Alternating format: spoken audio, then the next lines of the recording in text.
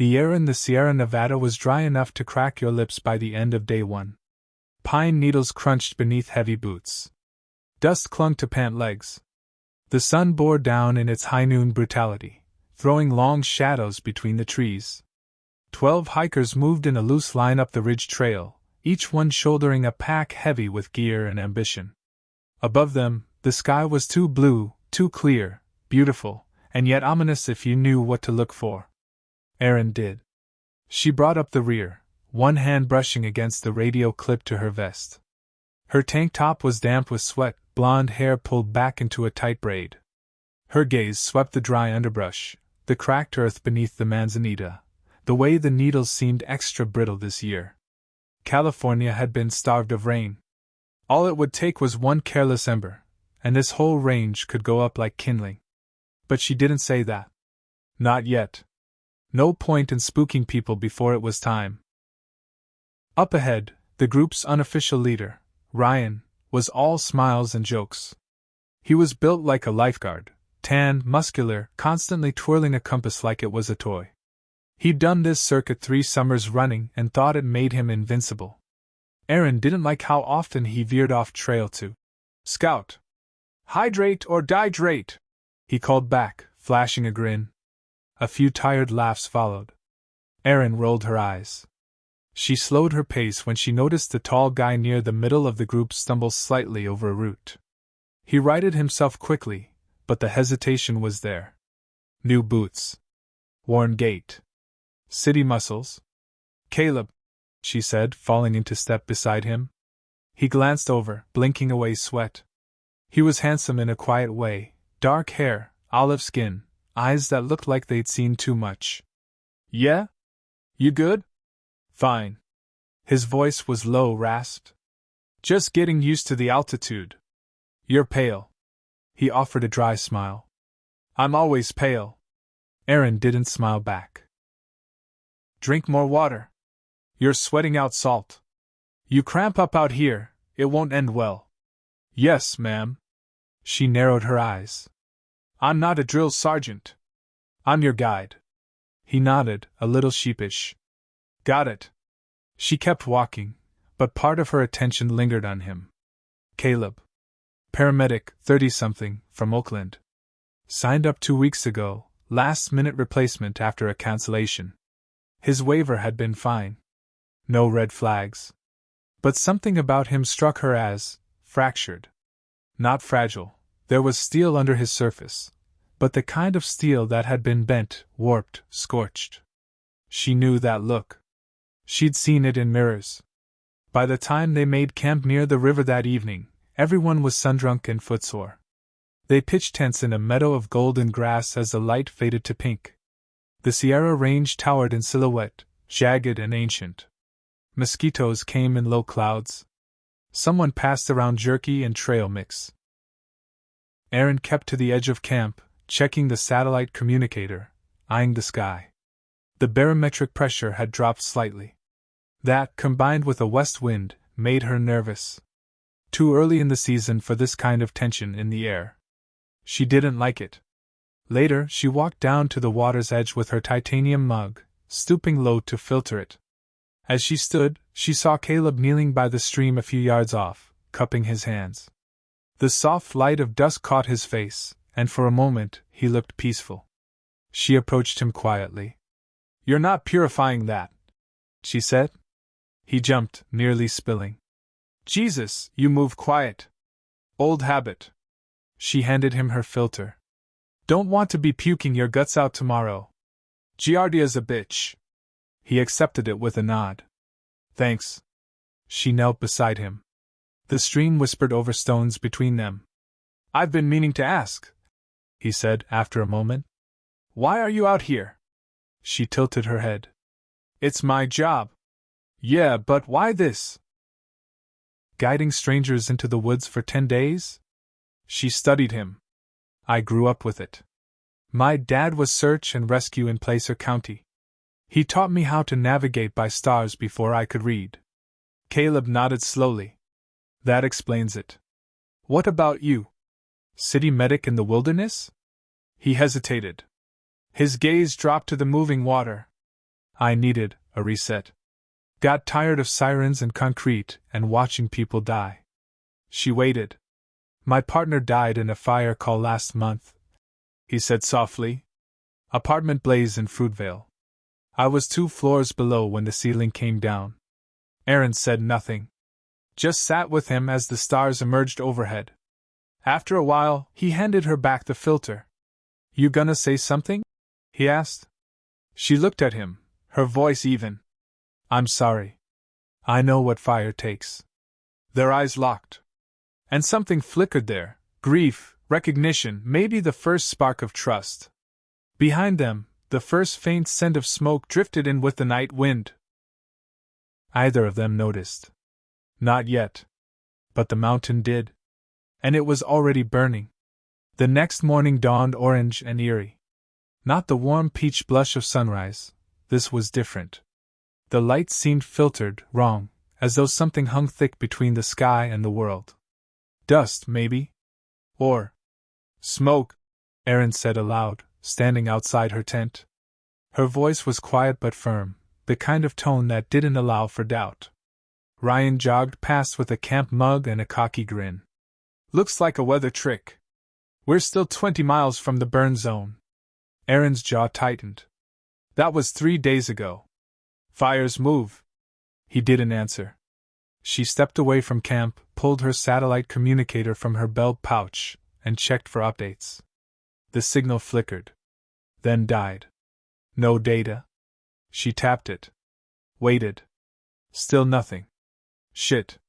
She turned back to the tents, where the group was still sleepy and milling. Most were half-dressed, brewing instant coffee or stretching sore limbs. The younger couple, Justin and Kayla, were kissing beside the bare canisters, as if they weren't one tinder-dry gust from evacuation. She walked up to them. Everyone, listen up. The group stilled. A few blinked at her with the slow confusion of people who hadn't yet realized the trip wasn't going according to plan. There's smoke in the air, she said, pointing to the glow smudging the ridgeline. It's not sunrise. That's wildfire smoke. We need to pack up now and reroute east. Ryan stepped in beside her, still smiling too easily. We should wait for the satellite update, see where the fire actually is. Erin didn't look at him. I've already checked. The unit's down. Probably interference. We don't have time to gamble. He folded his arms. You're being paranoid. I've lived through one burn-over. I'm not risking a second. Ryan's smile vanished. The group looked back and forth between them like an audience caught in a tennis match. A few people started to murmur. Uncertainty, the kind that spreads like gasoline over open flame. Caleb's voice cut through it. I vote we follow her lead. Erin glanced at him, surprised. He met her eyes with calm conviction. She's not guessing, he added. She's reading the signs. And we can't outrun a fire if we wait until it's on top of us. That was all it took. The tension snapped. One by one, people started breaking down tents, stuffing gear into packs. Ryan didn't speak again, but the look he shot Erin was sharp as flint. By mid-morning, they were back on the trail, moving faster than the day before. Too fast for comfort. Packs jostled and shoulders ached. Someone tripped on a rock and skinned their hand. The smoke thickened as they pushed higher, and now the scent of burning pine was unmistakable. Not distant anymore. Present. Encroaching. Caleb walked beside Erin, his pace steady despite the incline. You think we're cutting it close? He asked. She didn't answer for a long time. Finally, she nodded. We should have turned around yesterday. He nodded too. People don't see fire as fast until it's too late. You sound like you've been here before. He gave a hollow chuckle. Twice. Once in the Oakland Hills. The other. I don't talk about the other. Erin looked over at him, but his gaze was fixed ahead, scanning the trail like he needed to count every route. They climbed over a boulder field just before noon. The trees thinned, exposing a view back toward where they'd come from. The smoke was thicker now, curling upward in dull brown plumes. Somewhere out there, whole canyons were on fire. When Justin finally noticed, he stopped and stared. Holy shit. That's where we camped last night. Yeah, Erin said, already moving. And it's why we don't stop. The group fell silent. The fear was real now. Tangible. They pushed on. By late afternoon, the wind had shifted again. Bad news. It was driving the smoke toward them instead of away. The trees swayed overhead, whispering secrets in the gusts, dry leaves shivering with warning. Caleb checked the compass, then the topographic map in Erin's hand. We're coming up on Coldwater Ravine, he said. Still the plan? She nodded. If we hit the ridge before dusk, we'll get cell signal and maybe call for help. And if we don't? Then we pray the fireline doesn't cut us off before morning. They kept moving. No one joked now. No one took breaks unless Erin called them. They passed a dried-out creek, a bare print half embedded in the dust, and a twisted tree that had been struck by lightning and left charred. Signs. Warnings. Omens. By nightfall they made the ridge. The air was thinner here, clearer for a moment, but filled with a strange hush. Even the birds had fled. Caleb turned in a slow circle, holding his phone up. 1 bar. Then 2. Got a signal, he called. Try 911, Erin said. He did. The call went through barely. This is paramedic Caleb Park. We're on the Pinecrest Overlook Trail. Multiple civilians, smoke approaching fast, fire somewhere west of. Static. The call dropped. Shit. Try again, Erin said. He did. No luck. And then the wind shifted again. The valley below erupted with orange light. Someone screamed. The fire had reached the lower basin. And it was coming for them. Panic rippled through the group like a shockwave.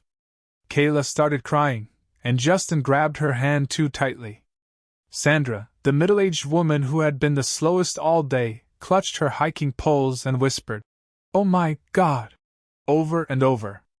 Ryan turned in a circle like he was looking for a hidden trail that didn't exist. Erin snapped into motion. "We move! Now!" she shouted, her voice slicing through the chaos. "Everyone tighten your packs and stay in line. No one lags behind. We're heading northeast, away from the wind." "But that's off trail," Ryan said. "There's no trail anymore," Erin barked. "There's survival." Ryan's mouth opened like he might argue, but one look at the fire lines silenced him. The glow below had grown teeth, flames leaping between treetops like predators leaping from branch to branch. The sky turned the color of blood and ash. "Let's go!" Erin ordered, pointing uphill. They followed her. The incline was brutal. Packs pulled at their backs, and dust clogged their throats. The forest grew darker, filled with smoke even this far from the flames. Every breath burned like sandpaper. But they didn't stop. Couldn't. The fire had begun to roar, an actual sound, deep and angry, like the earth itself was growling. Caleb stuck close to the rear this time, near Sandra. Her face was flushed, eyes unfocused. "Erin!" he called. She turned, immediately reading the situation. "Heat stroke," Caleb said between strides. "She's going to drop if we don't cool her down." Erin skidded back down the slope. "Get her pack off. Fast." He did. Erin yanked a hydration pack from her belt and poured a stream of water onto a bandana, pressing it to Sandra's neck and wrists. "I can't," Sandra rasped. "Yes, you can," Erin said. "You walk or you die here. Those are your options." There was no malice in her voice. Just raw urgency. Caleb took one of Sandra's arms, Erin took the other. Together, they pulled her forward. The group crested a narrow saddle around dusk. The fire was no longer a distant threat, it was climbing the ridge behind them. Red flickered between the trees, the air alive with embers like glowing insects. Is that a road?" Justin shouted suddenly, pointing ahead. In the fading light, Erin saw it too. An old fire road, half overgrown with chaparral, winding down the opposite side of the ridge. Yes, she yelled. Go! Double time! Feet pounded the dirt. No one cared about bruises or sprains anymore. They flew down the slope like hunted animals. Caleb stayed beside Sandra, his arm tight around her waist, practically holding her upright. Erin ran behind them all, scanning for stragglers, lungs burning. They reached the road just as darkness fell completely. And that's when they heard the worst sound yet. Trees exploding behind them. A wave of flame, crowned in sparks, had crowned the ridgeline. Erin turned and saw it, an inferno backlit against the mountains, boiling clouds and leaping fire, like a vision of hell made real. No time! She shouted. We don't stop! The fire road led into a canyon. A risky move, it could funnel the fire faster, but it was their only option. The rock walls offered shelter from falling embers, but they also echoed the sound of their panic. Buffals, coughing, cries. Somewhere ahead, a deer burst from the trees and vanished down the path. The forest was emptying itself. Everything that lived was fleeing. By midnight, their water was nearly gone. Erin called for a rest in a gravel wash at the canyon's bottom. She set 2 spotters, Caleb and Ryan, to keep watch in opposite directions. The others collapsed to the ground. No fire was lit. Too dangerous. They sat in the darkness, lit only by headlamps and fear. Erin crouched beside Caleb as he stared uphill. You holding up? She asked. He gave a bitter laugh. You mean aside from my lungs being full of ash and my legs feeling like jelly? That's the standard out here, she said. He looked over at her, really looked. You knew this was coming, didn't you? She hesitated. I felt it. The dryness. The wind. The pattern. I told Ryan we should reschedule. He overrode me. Caleb's voice dropped. Then this is on him. No. It's on me too. I stayed on. He was quiet a long moment. Then, softly, you couldn't leave them. Her eyes met his. There was a flicker of something in the silence that followed. Not quite comfort. Not yet romance. But something. You didn't leave Sandra, she said. He shrugged. Didn't seem like an option. Most people wouldn't have stopped. He glanced back at the sleeping group, then at her. You would have. She didn't answer because it was true. He watched her another moment, then said, When this is over, assuming we make it, I want to buy you a beer. Talk about something other than disaster for once. Erin's lips curled in the faintest smile. I might take you up on that. A gust of hot air swept through the canyon. Caleb stood fast. That was a push. Erin turned her face toward the wind. It wasn't over. Not even close. They broke camp before dawn, though no one had really slept. The canyon walls still pulsed with residual heat. The fire had not yet descended into their ravine, but the air told a different story. It was hotter, drier, heavier. A storm of embers could be only minutes away. Erin moved quickly, silently checking her map with a red flashlight. The terrain ahead was rough, but it offered a chance. An old ranger station about 5 miles east, nestled near a granite spring. It hadn't been manned in years, but there might still be a cache of emergency supplies. She gathered the group and spoke low, calm. We have one more push. 5 miles, no shade, no breaks. If we make it to the ranger station, we regroup and reassess. Everyone stay close. Keep moving. And if you smell smoke stronger than before, you tell me immediately. Got it? Nods. Tired, scared, but obedient. The group moved out like ghosts, their headlamps flickering in the thick pre-dawn haze. Caleb walked near the middle, shouldering extra water weight after Sandra had finally collapsed her pack into his. Erin walked point, every muscle tight, eyes scanning the trail ahead for washouts, loose rock, or signs of fresh burn. The first hour passed in near silence, broken only by the sound of boots scraping granite and the occasional harsh cough. By hour 2, the sun had risen, dim and red, choked by smoke. Then came the wind again. It started low, with a strange hum in the trees, like a warning just out of reach, Then it gusted, sharp and sudden, scattering drying needles and raising small dust cyclones in the trail. And with it came the noise, faint at first, then swelling fast, the unmistakable roar of fire feeding. Erin stopped cold. Backtrack! Go back! Now! But it was too late. A burning pine exploded across the trail ahead, sending a storm of embers and flame tumbling through the forest. Justin screamed as a firebrand struck his sleeve. He dropped to the ground, batting it out before it could catch. Caleb pulled him upright, sobbing. Off trail! Erin shouted. There's a boulder chute up the right side. Go! Scramble! She led the charge, ducking low beneath smoke, scrambling up the broken rock. It was steep and punishing, but the fire couldn't climb as fast. Caleb helped lift Kayla when she slipped, then reached down for Ryan, who looked stunned but obeyed. Once the entire group had crested the chute and reached a narrow ledge above, they huddled together in the dirt, panting. Erin scanned the horizon. The fire was below and to the west now, but angling around, looking for fuel. Her mind raced.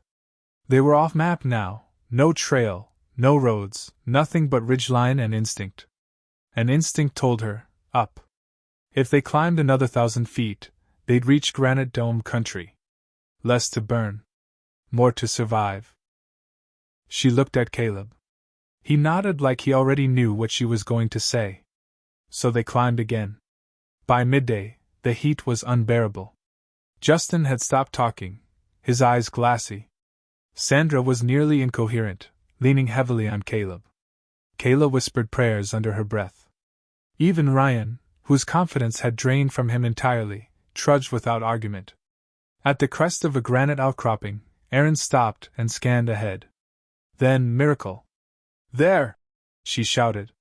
See the roofline? In the clearing about a half-mile down, a slanted metal roof, nearly buried in trees and brush, but intact.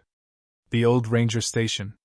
The group pushed forward with what little strength remained, stumbling down the final slope like survivors crawling towards salvation.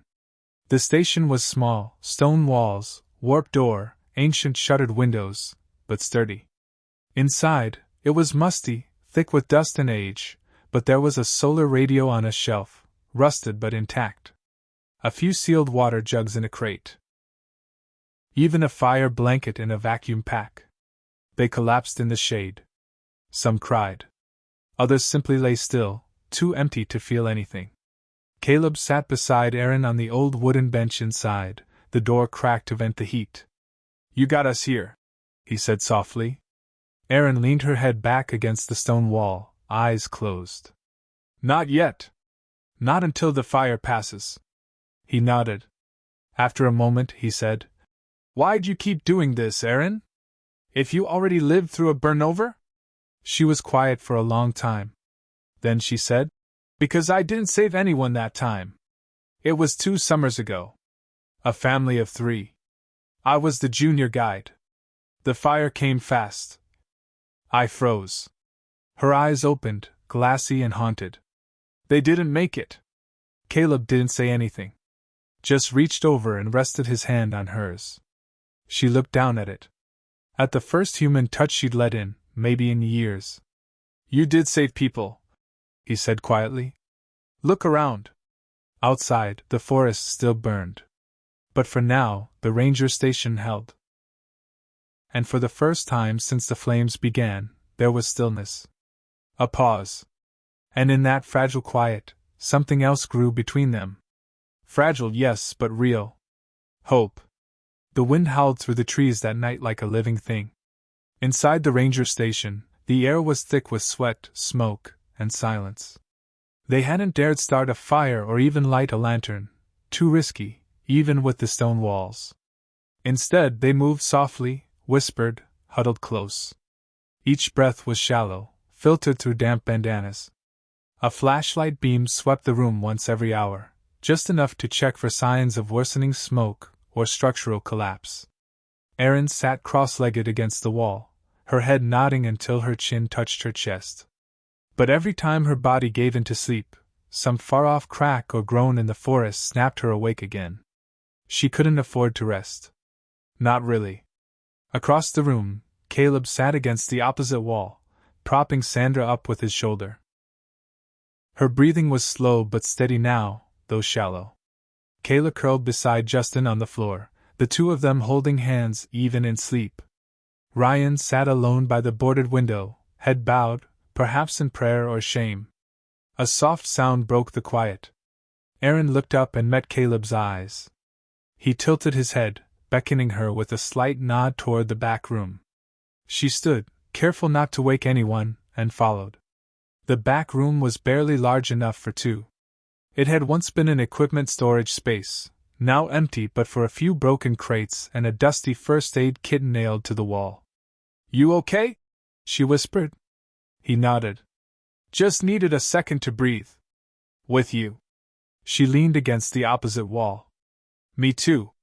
For a while, they stood in silence. Then he spoke low and hoarse. "When the ceiling collapsed on us, in that apartment fire, it took 37 seconds to pull me out. But those seconds it was like I was already gone. I remember thinking, this is it. You've had your shot. And then I woke up in the hospital. Alive. But not the same." Erin didn't interrupt. "I never really figured out what I was supposed to do with that second chance," he said. "Until now." She stared at him, heart suddenly pounding. "Out there," he continued, "watching you hold this group together, get us through this. Erin, you didn't just guide us. You kept us alive. You could have run ahead alone. But you didn't. That's not who I am," she said softly. "I know," he said.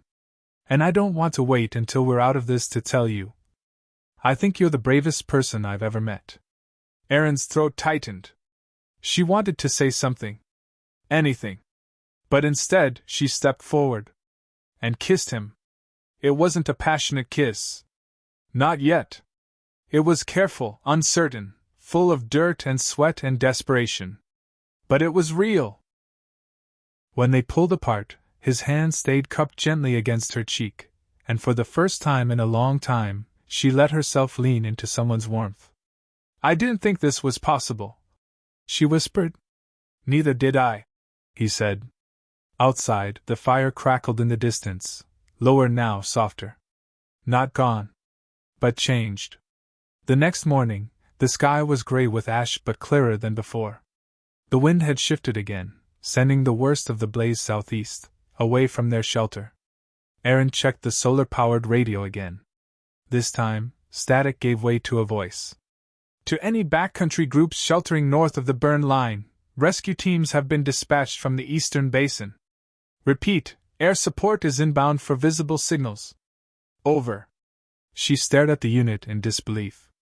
Then raised it, pressed a button, and replied. "This is Guide Erin Porter. We are at the Coldwater Ridge Ranger Station. 7 survivors, including one with heat-related illness. We need evac." There was a pause. "Copy that, Porter. Chopper ETA 40 minutes. Do you have a signal marker?" She looked around. "Affirmative. We'll signal." They gathered outside. Using the foil-lined emergency blanket, Erin and Caleb made a crude reflective panel on the ground in the clearing beside the station. Ryan waved a flare from his kit as the chopper thumped into view across the ridge. Everyone cried when it landed. Even Erin. The air crew shouted over the blades, helped them aboard, wrapped them in blankets. As the rotors lifted them off the mountain, Erin looked down at the scorched ridgelines, the blackened trees, the smoke still curling like wounded breath from the forest. Caleb touched her hand. She turned. He smiled, worn, exhausted, but alive. "So, about that beer." She laughed, tears still tracking through the soot on her cheeks. "You're buying." He nodded. "Forever, if that's what it takes." And above the ruins of a once beautiful wilderness, they flew east. Towards safety, towards silence, towards something new either of them could name just yet. But it was real. And it had survived the fire.